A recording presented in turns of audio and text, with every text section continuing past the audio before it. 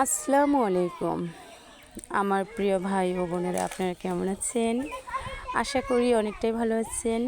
আলহামদুলিল্লাহ, আমিও ভালো আছি। আমি চলে আসছি গ্রামে।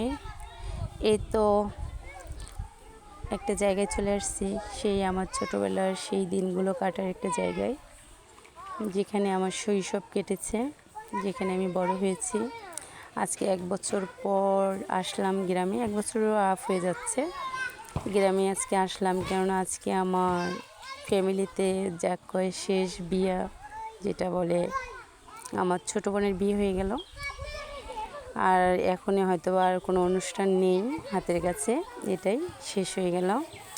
তাই আসার কথা ছিল কালকে আসতে পারিনি। আজকেও আসার কোনো ইচ্ছা ছিল না, কিন্তু রোজা নিয়ে চাচা দাওয়াত দিয়েছিল, চাচার কথাটা ফেলবো না, তাই চলে আসছি। এই তো আমাদের পুরান বাড়ির দিকে যাচ্ছি। যারা গ্রামে ছিলেন তারা তো পুরান বাড়ি হিসেবে বুঝলেন যে দাদির বাসায় যাচ্ছি আমি। এখন আমাদের বাসা থেকে আমার দাদিমা নেওয়ার জন্য গেছিলো। আর বড় আপু তো মানে ফুলের কলি তো আছে, আর আমি তো শিমুল ফুল আছি। আপনাদের দোয়া ও ভালোবাসায়, যাই হোক, আল্লাহ পর আমার এত দিনের পর আমার স্বপ্নটা পূরণ হয়েছে। আমি আল্লাহর কাছে লাখো লাখো শুকরিয়া আদায় করি।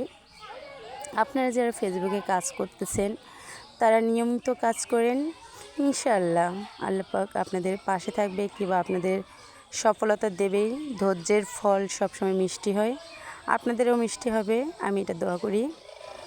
এসে দেখি খাওয়া দাওয়া প্রায় শেষের দিকে, বরপক্ষ এখনও আসেনি। আর আমরা শুনলাম আমরা আসিনি বিধায় এখনও আসেনি, আর একটু পরে আসবে। তা অনেক দিন পর আমার ফুবু মাকে পাইলাম, আমার ছোট ফুবু।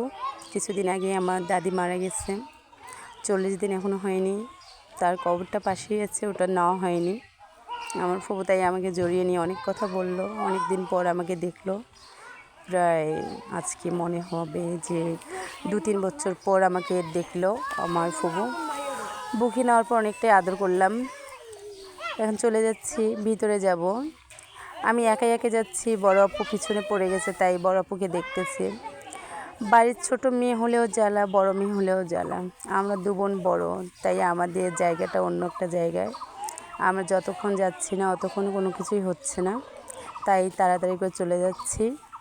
অনেক দিন পর আরেক বোনকে পেলাম, আজকে প্রায় 8 বছর আফ হয়ে যাচ্ছে, তারও বেশি। বোনকে একটু বুকে নিলাম জড়িয়ে।